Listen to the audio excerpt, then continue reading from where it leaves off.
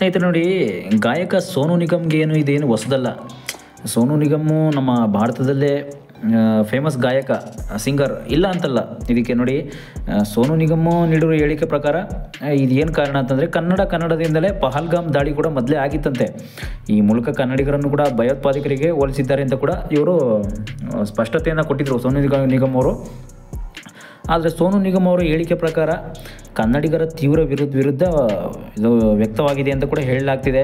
ಹಾಗೆಂದು ಸೋನು ನಿಗಮ್ನ ಈ ರೀತಿಯ ವಿವಾದ ಮೊದಲೇನೂ ಅಲ್ಲ, ಇಲ್ಲಿದೆ ಪಟ್ಟಿ ನೋಡಿ, ಹೇಳ್ತೀನಿ ನೋಡಿ ಅಲ್ಲಿ ಏನೇನಿದೆ ಅಂತ ನೋಡಿ. ಸೋನು ನಿಗಮ್ಮು ಭಾರತದ ಅದ್ಭುತ ಗಾಯಕ, ಓಕೆ, ಅವರಂತೆ ಮಧುರವಾಗಿ ಆಡಬಲ್ಲ ಹಾಡುಗಾರರು ಕೂಡ ಈ ಭಾರತದಲ್ಲಿ ತುಂಬ ಇದ್ದಾರೆ, ಇಲ್ಲ ಅಂತಲ್ಲ. ಅವರಲ್ಲಿ ಇವರು ಒಬ್ಬರು. ಆದರೆ ಇದೇ ಕಾರಣಕ್ಕೆ ಅವರು ಹಿಂದಿ, ಕನ್ನಡ ಸೇರಿದಂತೆ ಹಲವಾರು ತುಂಬ ಭಾಷೆಗಳಲ್ಲಿ ಆಡಿದ್ದಾರೆ. ಆದರೆ ಅದಕ್ಕೆ ಅವ್ರಿಗೆ ನಮ್ಮ ಕನ್ನಡದಿಂದಲೇ ಅವ್ರಿಗೆ ತುಂಬ ಸಪೋರ್ಟ್ ಸಿಕ್ಕಿರೋದು ಅಂತ ನಿಮ್ಗೆ ಗೊತ್ತಾ ನೋಡಿ. ಇಲ್ಲಿದೆ ಹಂಸಲೇಖ ಅವ್ರದಿಂದ ಹಿಡಿದು ನಮ್ಮ ಈಗಿನ ವಿ ಹರಿಕೃಷ್ಣ ಆಗಲಿ, ನಮ್ಮ ಈಗಿನ ಮ್ಯೂಸಿಕ್ ಡೈರೆಕ್ಟರು ಅರ್ಜುನ್ ಜನ್ಯ ಆಗಲಿ, ಇಲ್ಲಿವರೆಗೂ ಅವ್ರಿಗೆ ಚಾನ್ಸನ್ನು ಕೊಟ್ಟಿರೋದು ನಮ್ಮ ಕನ್ನಡದಲ್ಲೂ ಗುರುತಿಸ್ಕೊಳ್ಳಿ, ಅದ್ಭುತ ಹಿನ್ನೆಲೆ ಗಾಯಕ. ಬೇರೆ ಭಾಷೆಯಲ್ಲೂ ಇದ್ದಾರೆ, ಬೇರೆ ಅಂದರೆ ಎಲ್ಲ ಭಾಷೆಯಲ್ಲೂ ಏನಿಲ್ಲ, ಹಿಂದಿ ಭಾಷೆ ಒಂದು ಬಿಟ್ಟರೆ ನಮ್ಮ ಕನ್ನಡ ಭಾಷೆಯಲ್ಲೂ ಸ್ವಲ್ಪ ಬೆಳೀಲಿ ಅಂತಂದ್ಬಿಟ್ಟು ಅವ್ರನ್ನ ಕರ್ಕೊಂಡು ಬಂದಿದ್ದೆ ನಮ್ಮ ಮ್ಯೂಸಿಕ್ ಡೈರೆಕ್ಟರು. ಮೊದಲನೇದಾಗಿ ಪರಿಚಯ ಮಾಡಿಸಿದ್ದು ನಮ್ಮ ಹಂಸಲೇಖ ಸರ್ ಅಂತಲೇ ಎಷ್ಟೋ ಜನ ಗೊತ್ತಿಲ್ಲ. ಇವರ ನಮ್ಮ ಕನ್ನಡದವ್ರಿಗೆ ಮೊದಲನೇದಾಗಿ ಲೆಕ್ಕ ಹೇಳ್ಬೇಕಂದ್ರೆ ಇವರು ಬೆಳೆಯೋದಕ್ಕೆ ಕಾರಣ ಹಂಸಲೇಖ ಅವರು ಇವರನ್ನು ಬೆಳೆಸಾದ್ಮೇಲೆ ಗಾಯಕರಾಗಿ ಬೆಳೆಸಿದ್ಮೇಲೆ ನೆಕ್ಸ್ಟ್ ಇವರಿಗೆ ಸ್ವಲ್ಪ ಕನ್ನಡದ ಬಗ್ಗೆ ಕೊಬ್ಬು ಬಂದುಬಿಟ್ಟಿದೆ ಜಾಸ್ತಿ, ಅಷ್ಟೇ, ಬೇರೆ ಏನೇನಿಲ್ಲ. ಕನ್ನಡದ ಬಗ್ಗೆ ಏನಾದರೂ ಸಾಂಗ್ ಆಡಿ, ಕನ್ನಡದ ಬಗ್ಗೆ ಏನಾದರೂ ಮಾತಾಡಿ ಅಂದರೆ ತುಂಬ ಕೊಬ್ಬಿಂದ ಮಾತಾಡ್ತಾ ಇರೋದು. ನಮ್ಮ ಕನ್ನಡಗಂತೂ ತುಂಬ ವಿವಾದಕ್ಕೆ ಒಳಗಾಗಿದ್ದಾರೆ ಇವರು. ಯಾಕೆ ಒಳಗಾಗಿದ್ದಾರೆ ಅಂದರೆ ನಮ್ಮ ಕನ್ನಡಿಗರಂತೂ ನೀವು ಕೂಡ ನೋಡ್ತಾನೆ ಇದ್ದೀರಾ, ಈ ರೀತಿ ಎಲ್ಲ ಆಗ್ತಾ ಇರೋದು. ಇಲ್ಲಪ್ಪ, ನೀನು ಈ ರೀತಿ ಮಾತಾಡ್ತಾ ಇರೋದು ಸ್ವಲ್ಪನೂ ಸರಿ ಇಲ್ಲ, ನೀನು ಈ ರೀತಿ ಮಾತಾಡ್ತಾ ಇರೋದು ಕನ್ನಡದ ಬಗ್ಗೆ ಏನು ಇಷ್ಟೊಂದು ಕೇವಲವಾಗಿ ಮಾತಾಡ್ತಾ ಇದೆಯಾ ಅಂತ ಕೆಲವು ಕಾಲೇಜುಗಳಲ್ಲೂ ಕೂಡ ತುಂಬ ಗಲಾಟೆಗಳು ಕೂಡ ಮಾಡ್ಕೊಂಡಿದ್ದಾರೆ. ಕಾಲೇಜುಗಳಲ್ಲಿ ಮಾತ್ರ ಅಲ್ಲ, ನಮ್ಮ ಕನ್ನಡದಲ್ಲಿ ಮಾತ್ರ ಅಲ್ಲ, ಬೇರೆ ಕಡೆ ಹೋದಾಗಲೂ ಕೂಡ ಈ ಥರ ಬೇರೆ ಭಾಷೆ ಸಾಂಗ್ ಆಡು ಅಂತಂದರೆ ಅಲ್ಲೂ ಕೂಡ ಗಲಾಟೆ ಮಾಡ್ಕೋತಾರೆ. ಮತ್ತು ವಿವಾದ ಏನು ಹೊಸದಲ್ಲೇ ಇವ್ರಿಗೆ ತುಂಬ ಹಳೆಯ ವಿವಾದಗಳು ತುಂಬ ಮಾಡ್ಕೊಂಡಿದ್ದಾರೆ. ಆದರೆ ಈ ಸೋನು ನಿಗಮ್ಮು ಕನ್ನಡಿಗರ ಬಗ್ಗೆ ನೀಡಿರುವ ಒಂದು ಹೇಳಿಕೆ ಪ್ರಕಾರ ಹಾಗೆಂದು ಸೋನು ನಿಗಮ್ ಈ ವಿವಾದಗಳೇನು ನಮಗೆ ಹಿಂಗೆಲ್ಲ ಅಲ್ಲಪ್ಪ ಅನ್ನೋ ಒಂದು ಕಾರಣ ಅಂತಲ್ಲ. ಈ ಹಿಂದೆ ಸಹ ಅವರು ಕೆಲವು ವಿವಾದಗಳಿಗೆ ಏನೇನು ಕಾರಣಗಳಾಗಿದ್ರು ಅಂತಂದರೆ ಕೆಲವು ಸಂಘಗಳು ಕೂಡ ಇವ್ರ ಮೇಲೆ ದಾಳಿಯನ್ನು ಮಾಡ್ತಾರೆ. ನೀವು ಗಾಯಕ, ಭಾರತದ ಸಿಂಗರ್, ಓಕೆ, ಅಷ್ಟಕ್ಕೆ ನೀವು ಏನು ಬೇಕಾದರೂ ಮಾಡ್ಬೋದು, ಹೇಗೆ ಬೇಕಾದರೂ ನಡ್ಕೊಬೋದು, ಮಾತಾಡ್ಬೋದು ಅಂತ ಅಂದ್ಕೊಂಡಿದ್ದೀರಾ ಅಂತಂದ್ಬಿಟ್ಟು ಕೂಡ ಎಷ್ಟೋ ಜನಗಳಿಂದನೇ ಅವರು ವಿವಾದಕ್ಕೆ ಒಳಗಾಗಿದ್ದರು. ಜನಗಳಿಂದನೇ ತುಂಬ ಭಾರತದ ಜನಗಳು ಏನಿದ್ದಾರೆ ಅವರಿಂದನೇ ವಿವಾದಕ್ಕೆ ಒಳಗಾಗ್ತಾರೆ. ಅದಲ್ಲದೆ ಕಲಾವಿದರೊಟ್ಟಿಗೆ ಸಂಬಂಧ ಇಟ್ಟುಕೊಂಡಿದ್ರು, ಆದರೂ ಕೂಡ ಕಲಾವಿದರು ಕೂಡ ಅವ್ರನ್ನ ದೂರ ಮಾಡಿದರು. ಎಷ್ಟೋ ಜನ ಸಿನಿಮಾ ಇಂಡಸ್ಟ್ರಿ ಅಂತ ಬಂದಾಗ ಕಲಾವಿದರು ಕೂಡ ನಮ್ಮ ಸಿನಿಮಾ ಅಂತಲ್ಲ, ಬಾಲಿವುಡ್, ಹಾಲಿವುಡ್ ಅಂತ ಬೇರೆ ಸಿನಿಮಾ ಇಂಡಸ್ಟ್ರಿಯಲ್ಲೂ ಕೂಡ ಅವ್ರನ್ನ ದೂರ ಇಟ್ಟಿದ್ರು. ಯಾಕೆ ಅಂತಂದರೆ ಅವ್ರ ಮೇಲಿರೋ ಆರೋಪಗಳು ಅಷ್ಟಿದೆ. ನಮ್ಮ ಇಂಡಸ್ಟ್ರಿಲಿ, ಕನ್ನಡ ಅಂತಲ್ಲ, ಎಲ್ಲ ಸಿನಿಮಾ ಇಂಡಸ್ಟ್ರಿಲಿ ಕೂಡ ಅವ್ರ ಮೇಲಿರೋ ಆರೋಪಗಳು ಈ ರೀತಿ ಇರೋದ್ರಿಂದ ಅವ್ರನ್ನ ತುಂಬ ದೂರ ಇಟ್ಟಿದ್ರು. ಯಾಕೆಂದರೆ ಇದೆಲ್ಲ ಏನು ಅಂತಂದರೆ ಒಂದು ಇನ್ಸಿಡೆಂಟ್ ಏನಂದರೆ ಇವೆಲ್ಲ ಅವ್ರಿಗಿರೋ ಒಂದು ದುಡ್ಡಿನ ದಿಮಾಗ್ ಅಂತಿರೋ, ನೀವೇನಾದರೂ ದೌಲತ್ತು ಅಂತಿರೋ, ನಿಮಗೆ ಬಿಟ್ಟಿದ್ದದು ನೋಡಿ. ಈ ದುಡ್ಡಿಂದ ಮೆರೀತಾ ಇದ್ದಾರೆ ಅಂತ ಅನ್ನೋದೆಲ್ಲ ನಿಜವಾಗ್ಲೂ ಅವರೊಟ್ಟಿಗೆ ಕೆಲಸ ಮಾಡಿದ ಆರೋಪ ನೋಡಿ.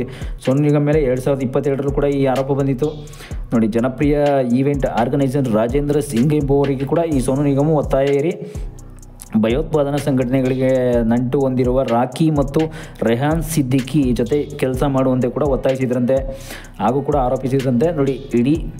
ಇಡಿ ಮತ್ತು ಐ ಟಿ ಇಲಾಖೆ, ಇಡಿಯವರು ಮತ್ತು ಐ ಟಿ ಇಲಾಖೆ ಅವರು ಕೂಡ ಸೋನು ನಿಗಮ್ ಮೇಲೆ ತುಂಬ ದಾಳಿ ಮಾಡಿದ್ರಂತೆ. ದೇಶ ವಿರೋಧಿ ಚಟುವಟಿಕೆಯಲ್ಲಿ ಕೂಡ ಇವರು ತೊಡಗಿದ್ದಾರೆ ಅಂತ ಕೂಡ, ಹಣಕಾಸು ವ್ಯವಹಾರದ ನಡೆಸುತ್ತಿರೋ ಅದರ ಕುರಿತು ಬಗ್ಗೆ ತುಂಬ ದಾಳಿಗೆ ಒಳಗಾಗಿದ್ರು ಇವರು.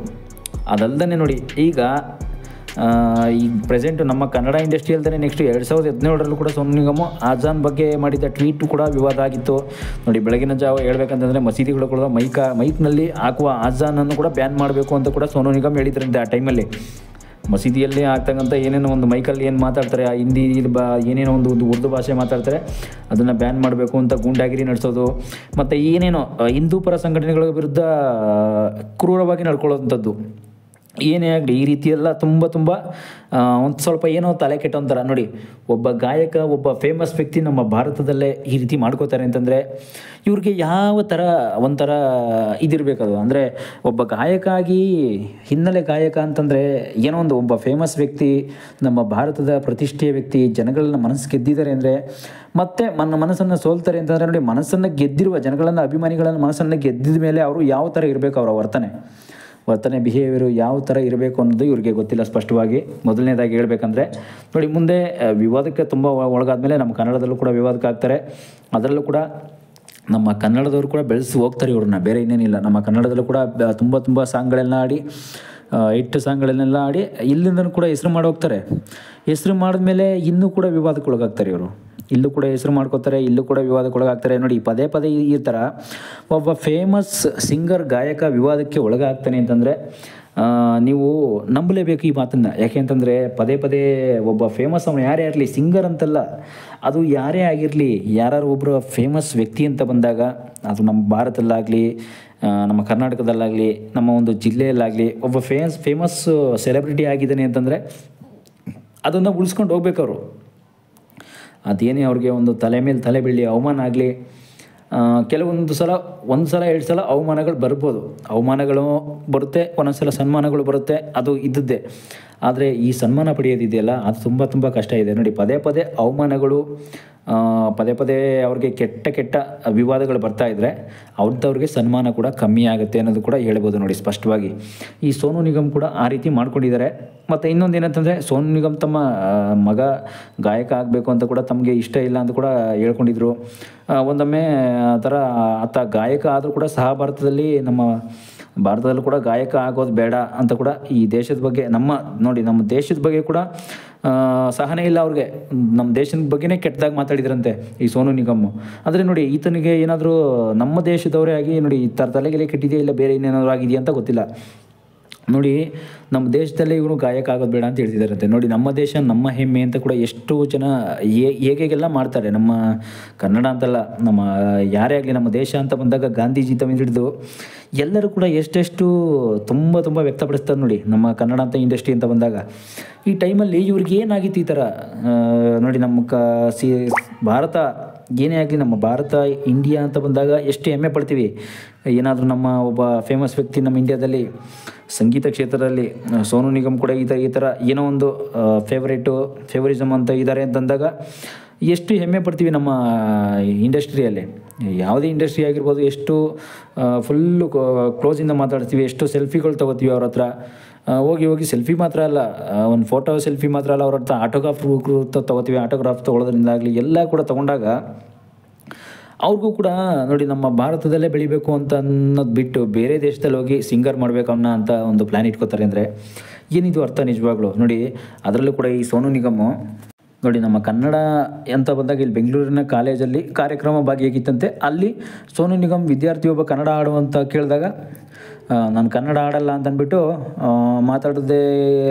ಅಲ್ಲೇ ಏನೂ ಮಾತಾಡಿದ್ರೆ ಮನೆಗೆ ಹೋಗ್ಬಿಟ್ಟು ಅವನು ಇಲ್ಲಿ ದಾಳಿ ಮಾಡ್ತಾರೆ ಅಂತ ಗೊತ್ತವನಿಗೆ.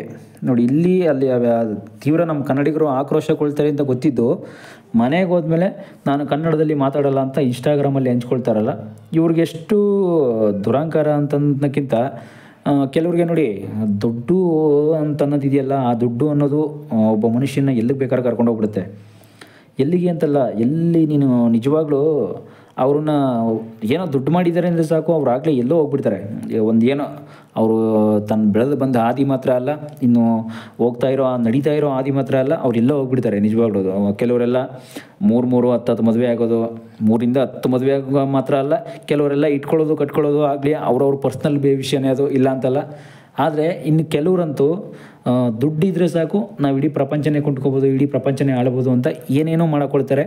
ಆದರೆ ಕೊನೆಗೊಂದಿನ ನಾವು ಸ್ಮಶಾನ ಸೇರ್ತೀವಿ, ನಾವು ಮಣ್ಣೊಳಿಕೆ ಹೋಗೋದು ಅಂತ ಅನ್ನೋದು ಕೂಡ ಇವ್ರಿಗೆ ಗೊತ್ತಿರಲ್ಲ.